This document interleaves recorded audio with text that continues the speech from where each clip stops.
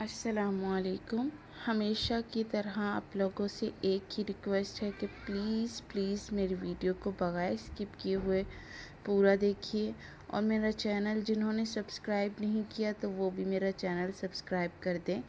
اب لے چلتی ہوں بنا کسی انتظار کے آپ کو آج کے ایپیسوڈ کی جانب۔ میرا چاند ہو تم، قسط نمبر 14، ام ایمان فاطمہ۔ ہانیہ کا کل رات سے تانیہ سے سامنا نہیں ہوا تھا، تو آج جب وہ اپنے میک اپ آرٹسٹ کو لے کر کمرے میں آئی تو ہانیہ کے اندر غصے سے ابال اٹھنے لگے تھے۔ پھر بمشکل اس نے مسکرا کر اسے دیکھا۔ فہمی، میری بہن کو بہت اچھا تیار کرنا، تانیہ نے اس کی ٹھوڑی کو چھو کر کہا۔ جی میم ضرور، فہمی جلدی سے بولی۔ آپ نے میرے اور زریاب کے رشتے کو دل سے قبول کیا ہے نا؟ ہانیہ نے کھوئے کھوئے سے انداز میں پوچھا۔ آف کورس یار، تمہیں کچھ شک ہے کیا؟ تانیہ نے کہا۔ نہیں، بس ایسے ہی پوچھ لیا آپ سے، ہانیہ نے جلدی سے کہا۔ پھر فہمی مہارت سے اس کا میک اپ کرنے لگی۔ تیار ہونے کے بعد اس نے خود کا جائزہ لیا۔ وہ لائٹ سکن کلر کی میکسی جس پہ گولڈن اور سکن بھاری کام ہوا تھا گھسب ڈال رہی تھی۔ نہ جانے آج سب کا ری ایکشن کیا ہونے والا تھا، اور آلیان بھیا بھی کل سے ناراض ہو کر پتہ نہیں کہاں گئے ہیں۔ وہ ہوتے تو سب سنبھال لیتے۔ وہ خود کو دیکھتے ہوئے بڑبڑائی۔ ہائے ہری بھابی، کیا لگ رہی ہیں آپ؟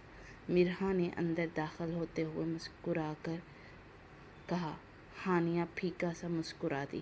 ارے اتنی روکھی مسکراہٹ کیوں؟ مرہا نے چونک کر پوچھا۔ نہیں ایسا کچھ نہیں ہے، تم بتاؤ کہ زریاب آ گئے کیا؟ اہم اہم، اتنی بے قراری ملنے کی، مرہا نے شرارتی انداز میں کہا۔ ہانیہ ہلکا سا مسکرا دی۔ پھر مرہا اسے تھام کر باہر لے آئی۔ باہر لان میں کافی سیلیبریٹی موجود تھے، اور زریاب کی طرف سے اس کے ہوٹل کے کچھ ساتھی بھی موجود تھے۔ اس کی نگاہیں وائٹ اینڈ بلیک کرتے میں ملبوس زریاب پر ٹھہر سی گئی۔ پھر زریاب تیزی سے اس کے پاس آیا اور اس کا ہاتھ تھام کر اسٹیج کی طرف بڑھ گیا۔ معزز مہمان حضرات، آپ سب کے لیے ایک سرپرائز ہے کہ میں اور ہانیہ آج منگنی نہیں کر رہے بلکہ ڈائریکٹ نکاح کر رہے ہیں۔ زریاب نے گویا سب کے سروں پر بم پھوڑ دیا تھا۔ تانیہ نے بے چینی سے پہلو بدلا۔ ایسا ناممکن ہے ابھی، وہ جلدی سے بولی۔ کیوں اپیا ناممکن کیوں ہے؟ جب آپ سب ایکسیپٹ کر چکے ہیں تو حرج کیا ہے اس میں؟ ہانیہ نے اسپاٹ لہجے میں کہا۔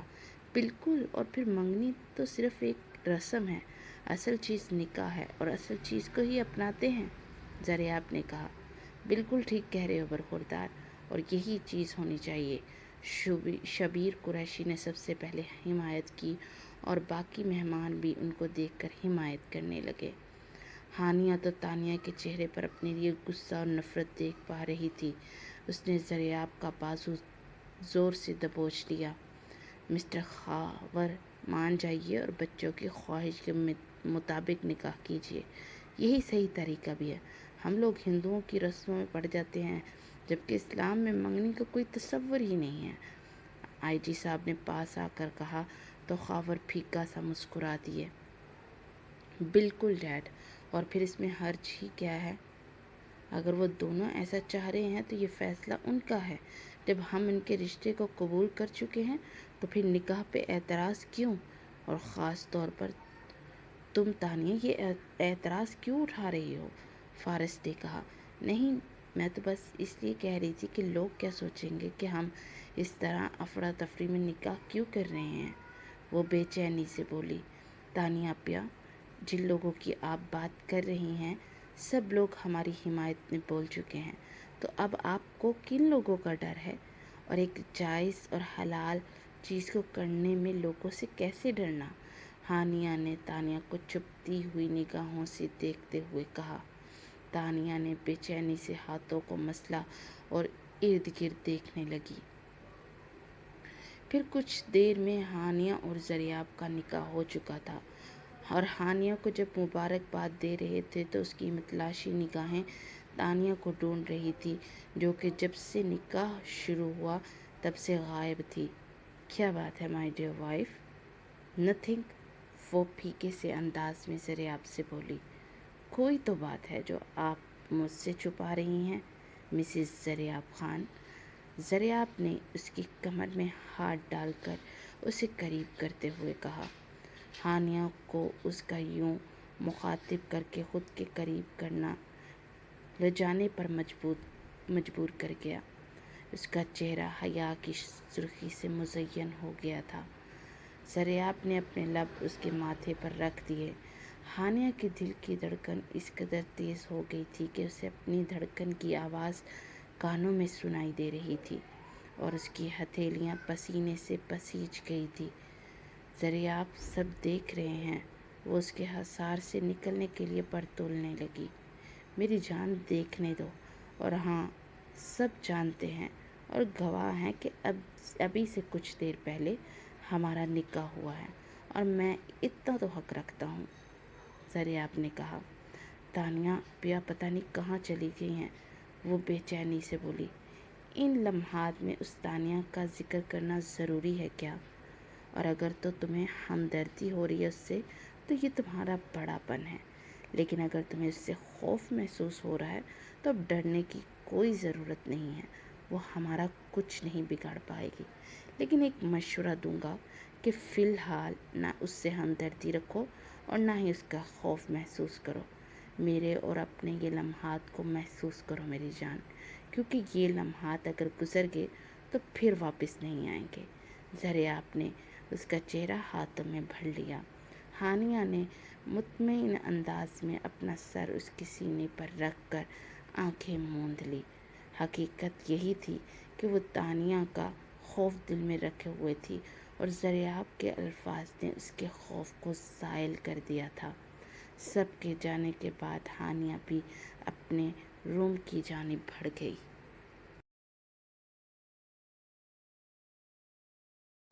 فارس کی نگاہیں اس دشمن جان میں ہی اٹکی تھی جو کہ light purple and pink colour کی میکسی میں غضب ڈھا رہی تھی۔ فنکشن میں بھی بس وہی چھائی ہوئی تھی۔ فارس نے کمرے میں آ کر اسے باہوں میں بھرا۔ چھوڑیے نا فارس، چینج کرنا ہے مجھے، اور آپ دن رات رومانس یہی سوچتا ہے آپ کو، وہ منہ بسور کر بولی۔ تو اور کیا کروں میری جان، تم ہی بتا دو۔ تم جب پاس آتی میرے حواس کھونے لگتے ہیں اور پھر اپنا حق جتاتا ہوں۔ ویسے آج کچھ خواتین تم سے کوئی بات کر رہی تھی تو تمہارا موڈ کیوں خراب تھا؟ فارس نے ڈریسنگ سے ٹیک لگاتے سے باہوں میں بھرے ہوئے کہا۔ کہنا کیا ہے، بس ایک ہی سوال، خوشخبری کب سنا رہی ہیں؟ میں نے کہا کہ یہ خوشخبری ہی ہے۔ میری دوست کی شادی میرے بھیا سے ہو گئی، اور کیا چاہیے؟ تو وہ سب مجھے ایسے دیکھنے لگی جسے میرا ذہنی توازن درست نہیں ہے، وہ منہ بنا کر بولی تو فارس اس کی معصومیت پہ قہقہا لگا کر ہنس پڑا۔ میری پیاری سی بیگم صاحبہ، وہ ایکچولی تم سے میرے بابا اور تمہاری ماما بننے کی سن لے رہی تھی۔ ویسے مجھے تو خود بڑا انتظار ہے کہ کیوٹ سی مرحا کب آتی ہے۔ وہ اس کے کندھے پہ ہاتھ رکھتے ہوئے بولا۔ واٹ؟ مما یعنی میں مما؟ نو یار، ابھی نہیں، وہ جلدی سے بولی، مگر مجھے تو بابا بننا ہے۔ وہ کہتے ہوئے اسے گود میں اٹھا کر بیڈ کی جانب بڑھ گیا۔ اسے بیڈ پہ بٹھاتا وہ اس کے قریب ہو کر بیٹھا اور اس کے ماتھے پہ بوسہ دیتے ہوئے اس کی دونوں ہاتھوں کو تھام کر بھاری بھاری لبوں سے لگایا۔ کیا کر رہے ہیں فارس صاحب؟ وہ شرمائی اور کچھ گھبرائی سی بولی۔ آج مت روکو، وہ اسے حصار میں قید کیے خمار آلود لہجے میں بولتا، اس کے چہرے کے ہر نقش پہ اپنی محبت کی مہر ثبت کرتا اس پہ اپنا حق جتاتا چلا گیا۔ 1 ماہ بعد آج وہ مسز خاور کی فرینڈ کی شادی پہ گئے تھے۔ مسز خاور اسے کبھی نہیں لے کر جاتی، لیکن ان کی دوست نے انہیں فورس کر کے مرحا کو ساتھ لانے کو کہا۔ وہ رات کو کافی لیٹ کر آئے۔ فارس تو آتے ہی اسے چینج کرنے کا کہہ کر لیپ ٹاپ پر ایک کیس ہسٹری دیکھنے لگا۔ کافی دیر کے بعد فارس نے لیپ ٹاپ سے نگاہیں ہٹا کر ڈریسنگ کے سامنے کھڑی مرحا کو دیکھا، جو کہ اپنی ساڑی کے بلاؤز کا ٹسل کھولنے کی کوشش میں ہلکان ہو رہی تھی۔ فارس نے اپنا لیپ ٹاپ سائڈ پہ رکھا اور پھر چلتا ہوا اس کے پاس آیا اور ہاتھ بڑھا کر اس کا ٹسل کھولنے کی کوشش کرنے لگا۔ جب ہاتھ سے نہ کھلا تو اس نے اپنے دانتوں سے اس کے گرہ کو کھولا تو مرحا کے رخسار سے سرخی چھلکنے لگی۔ تھینک یو، وہ نگاہیں چرا کر بولی اور اس کی سائڈ سے ہو کر گزرنے لگی۔ فارس نے جلدی سے آگے ہو کر راستہ محصور کر لیا۔ اف فارس، پلیز مجھے بھی نماز پڑھنی ہے، وہ جلا کر بولی۔ موم نے جو تمہیں ساڑی دی تھی، تم نے وہ کیوں نہیں پہنی؟ فارس نے اس کے گرد باہوں سے حصار باندھتے ہوئے پوچھا۔ آپ نے شاید وہ ساڑی نہیں دیکھی۔ آپ جانتے بھی ہیں کہ اس کا بلاؤز مختصر تھا اور سلیو لیس تھی۔ میں ساڑی بھی پہنتی ہوں، فراکس بھی پہنتی ہوں، مگر میں اپنی حد کو نہیں پار کرتی۔ اور آج آپ نے مجھے کہا تھا نا کہ تم یہ ساڑی کے ساتھ چادر کیوں لیتی ہو؟ تو اول بات یہ کہ فیشن بھی ہے، دوسرا جسم بھی نمایاں نہیں ہوتا۔ کیا آپ چاہتے ہیں کہ آپ کی بیوی کو دیکھ کر کوئی کہے کہ واؤ، اس کا فگر کیا ہے اور کیا ہاٹ چیز ہے؟ وہ تلخ لہجے میں بولی۔ شٹ اپ مرحا، کچھ بھی فضول مت بولا کرو، اور مجھے نہیں پتا تھا کہ موم نے تمہیں ایسی ساڑی دی ہے، فارس نے جلا کر کہا۔ آپ کو اتنا تو اندازہ ہونا ہی چاہیے کہ میں آپ کی موم کو بالکل پسند نہیں ہوں، تو میرے لیے کچھ اچھا کیسے خرید سکتی ہیں؟ اور میری پسند کا تو وہ بالکل بھی کچھ نہیں خرید سکتی، کیونکہ انہیں پتہ ہے کہ میں وہ اچھی چیز دیکھ کر خوش ہو جاؤں گی اور وہ یہ خوشی برداشت نہیں کر پائیں گی۔ مرحا نے ناک چڑھا کر کہا۔ کیا تم ہر وقت آپ کی موم کرتی رہتی ہو؟ تمہارا بھی فرض بنتا ہے کہ تم ان کا دل جیتو، مگر تم خود ہی ناپسند کرتی انہیں۔ دیکھو مرحا، میں آپ دونوں سے بہت محبت کرتا ہوں اور میں چاہتا ہوں کہ آپ دونوں ایک دوسرے سے اچھے سے رہیں، فارس نے کہا۔ میں کیسے کروں فارس؟ وہ باتیں ایسی کر جاتی ہیں کہ مجھے غصہ آ جاتا ہے، وہ بے بسی سے بولی۔ تو کیا تم میرے لیے اپنے غصے پہ قابو نہیں رکھ سکتی؟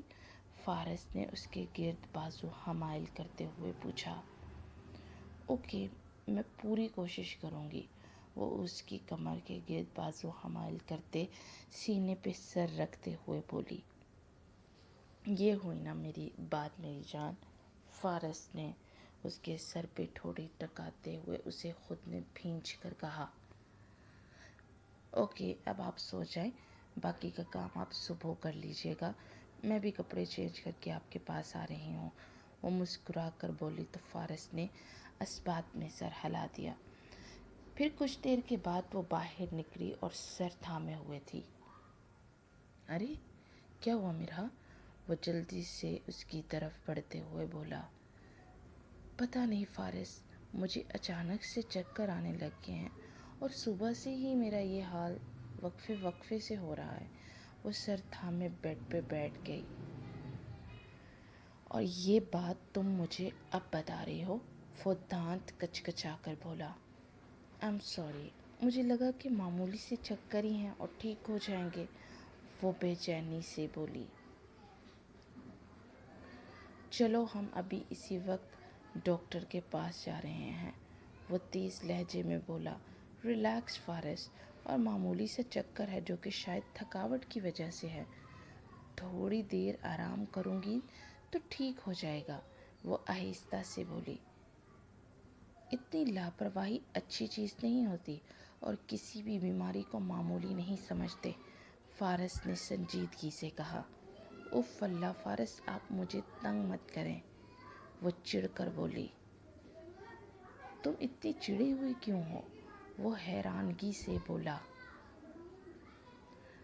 پتہ نہیں، وہ بیزاری سے بولی اور بیڈ پہ جا کر لیٹ گئی، اور وہ حیران سا اس کے پل پل بدلتے انداز کو دیکھ رہا تھا۔ پھر سر جھٹک کر وہ اس کے پاس آ کر لیٹ گیا اور اسے کھینچ کر اپنے بازو پہ لٹایا اور اس کے بالوں میں انگلیاں چلانے لگا۔ کچھ دیر میں وہ گہری نیند سو چکی تھی۔ صبح جب اس کی آنکھ کھلی تو وہ گہری نیند میں تھی۔ اس نے جھک کر اس کا ماتھا چوما اور پھر ٹریک ڈریس پہن کر واک کے لیے نکل گیا۔ جب واپس آیا تو وہ ابھی تک سو رہی تھی۔ وہ چلتا ہوا پاس آیا اور اس کے پاس بیٹھ گیا۔ "اے good morning sweetheart", Faris نے اس کے کان کے پاس ہو کر کہا تو وہ کسمسا کر آنکھیں کھول کر اسے دیکھنے لگی۔ "چھی"، وہ ناک پہ ہاتھ رکھ کر بولی۔ "اب کیا ہوا"؟ فارس نے حیرانگی سے پوچھا۔ وہ اس سے پہلے کہ کوئی جواب دیتی کہ اسے پیچھے ہٹا کر وہ بھاگتی ہوئی واش روم کی جانب بڑھ گئی۔ فارس جلدی سے اس کے پیچھے لپکا تو وہ واش بیسن پہ جھکی ابکائیاں لے رہی تھی۔ "واٹ ہیپن میرا"، وہ بے چینی سے اس کی طرف بڑھا۔ "اسٹاپ، دور رہیں آپ مجھ سے"، وہ چلائی تو فارس نے شاکڈ انداز میں اسے دیکھا۔ "تمہیں ہو کیا گیا ہے"، وہ بنا کر بولا۔ "دیکھیے، آپ سے آج اتنی بدبو آ رہی ہے کہ مجھے الٹی آ گئی"، وہ غصے سے بولی۔ "واٹ، تمہیں اب مجھ سے بدبو آنے لگ گئی ہے؟ تمہیں ہوتا کیا جا رہا ہے، اور تم ایسا بیہیو کیوں کر رہی ہو یار"، وہ اس کے پاس آتے ہوئے بولا۔ "دور، دور رہیے مجھ سے"، وہ ناک پہ ہاتھ رکھتے ہوئے بولی۔ فارس لب بھینچ کر پیچھے ہٹ گیا اور وہ جا کر نڈال سی ہو کر بیڈ پہ لیٹ گئی۔ فارس نے نہا دھو کر کپڑے چینج کیے اور ڈریسنگ کے پاس آ کر پرفیوم چھڑکنے لگا۔ "آپ کے ساتھ مسئلہ کیا ہے، اور اتنا پرفیوم کون لگاتا ہے؟ میرا سر دکھنے لگ گیا ہے"، وہ چڑ کر بولی۔ فارس نے اسے مڑ کر تشویش بھرے انداز میں دیکھا۔ "مجھے لگتا ہے کہ تم پر کسی نے کوئی جادو ٹونا کروا دیا ہے، اسی وجہ سے تم مجھ سے دور بھاگ رہی ہو"، فارس نے کہا۔ وہ ایک جھٹکے سے اٹھی اور باہر کی جانب بڑھ گئی۔ "ارے کدھر جا رہی ہو"، فارس نے پکارا۔ "ہنی کے روم میں جا رہی ہوں تاکہ تھوڑی دیر سکون کا سانس لے سکوں"، وہ تپ کر بولی اور پھر تیزی سے باہر نکل گئی۔ فارس بے چینی سے ہاتھ مسل کر رہ گیا تھا۔ پھر وہ پولیس اسٹیشن میں بھی کھویا کھویا سا تھا۔ "سر آپ ٹھیک ہیں"، حاکمہ کی آواز پہ وہ زور سے چونکا۔ "نہیں مس حاکمہ، بہت زیادہ پریشان ہوں"۔ "کیوں، کیا ہوا سر"، حاکمہ نے چونک کر پوچھا۔ "پتہ نہیں، وہ عجیب سا بیہیو کر رہی ہے، کبھی اسے میرے پسینے سے بدبو آتی ہے، اور کبھی اسے میرے پرفیوم چھڑکنے پہ اعتراض ہے، اور یہاں تک کہ وہ اس وجہ سے کمرے سے چلی گئی"، فارس نے مضطرب سے انداز میں کہا۔ "اوہو سر، وہ ایسا کیوں کر رہی ہیں"، کیونکہ جہاں تک مجھے آپ نے بتایا تھا کہ آپ کے اور اس کے بیچ سب کچھ ٹھیک ہو گیا ہے"، حاکمہ حیرانگی سے بولی۔ "سب ٹھیک ہی چل رہا تھا، مگر کل رات سے بہت عجیب روکھے انداز میں بات کر رہی ہے۔ مجھے یہ شک ہے کہ کسی نے کوئی جادو ٹونا کروا دیا ہے"، فارس نے مضطرب انداز میں کہا۔ "سر فکر مت کریں، اور آپ بھابھی جی کو کسی گائناکالوجسٹ کو دکھائیے"، کانسٹیبل نے چائے کا مگ ٹیبل پہ رکھتے ہوئے کہا۔ "واٹ، گائناکالوجسٹ کو کیوں"، "اسے سائیکیٹرسٹ کو دکھانے کی ضرورت محسوس ہو رہی ہے"، فارس نے کہا۔ "سر، بڑے بھولے ہیں آپ، اور میں جو آپ سے کہہ رہا ہوں اس پہ عمل کریں"، وہ مسکرا کر بولی۔ فارس حیران و پریشان سا اس کی بات پر غور کرنے لگا، پھر اس کے ذہن پہ جھماکا ہوا اور جلدی سے نیٹ پہ کچھ سرچ کرنے لگا اور کچھ دیر کے بعد اس کے چہرے پر مسکراہٹ تھی۔ پھر وہ شام میں گھر پہنچا تو لاؤنج میں چلا آیا۔ ہے ہنی، مرحا کدھر ہے؟ فارس نے پوچھا۔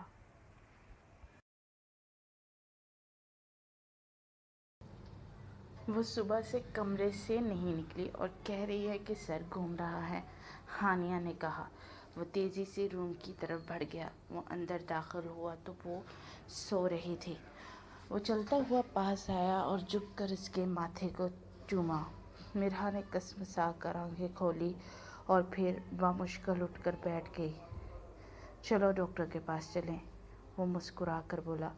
میرے اندر بالکل ہمت نہیں ہے، وہ بے چینی سے بولی۔ میں اٹھا کر لے جاؤں گا، فارس نے کہا تو وہ ہلکا سا مسکرا دی۔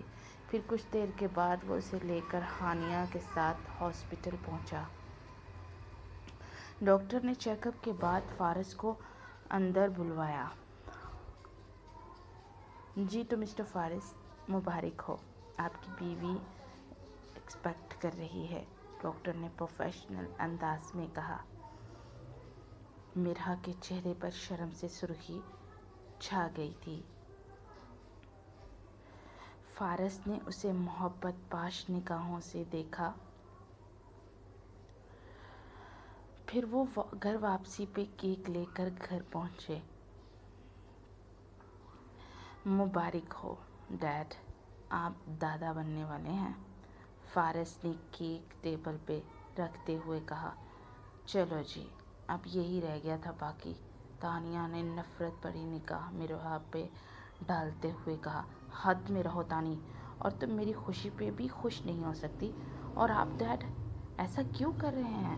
میں نے آپ کے کہنے پر شادی کی تھی، اب اگر مجھے پیار ہو گیا تو اس میں میرا کیا قصور ہے؟ اور میری خوشی میں کم از کم خوش ہو جاتے ہیں آج، فارس نے کرب سے کہا۔ تمہیں اپنی خوشیوں کی پڑی ہے، اور تمہیں خبر بھی ہے کہ عالیان کدھر ہے؟ کتنے دن ہو گئے اس کا موبائل آف ہے، اور ہم میں سے کسی کو معلوم نہیں کہ وہ کدھر گیا، مسز خاور نے غصے سے کہا۔ تو کیا اس میں میرا قصور ہے؟ اگر آپ لوگوں نے اس کی بات مان لی ہوتی تو وہ گھر چھوڑ کر کبھی نہیں جاتا، فارس نے سرد لہجے میں کہا۔ اب تم اپنی بیوی کی زبان یوز کرو گے ہمارے سامنے، مسز خاور نے ناگواری سے کہا۔ آپ مرحا کو بیچ میں مت گھسیٹیں، اور وہ جب چپ ہے تو اس کا یہ مطلب نہیں کہ آپ کچھ بھی بولے جائیں گی، فارس نے تلخ لہجے میں کہا۔ شاباش، کیا بات ہے تمہاری مرحا، تم نے تو چند مہینوں میں ہی ہمارے بیٹے کو ہم سے متنفر کر دیا۔ مسز خاور کی توپوں کا رخ پھر سے اس کی جانب ہو گیا۔ فارس نے مڑ کر اسے دیکھا، جو کہ پتہ نہیں کیسے لب لیے کھڑی تھی۔ اگر آپ لوگوں کا رویہ اسی طرح رہا تو میں اپنے فلیٹ میں شفٹ ہو جاؤں گا، فارس نے ان سب کے سروں پر دھماکہ کیا۔ جاری ہے۔ چینل کو سبسکرائب کر دیجیے گا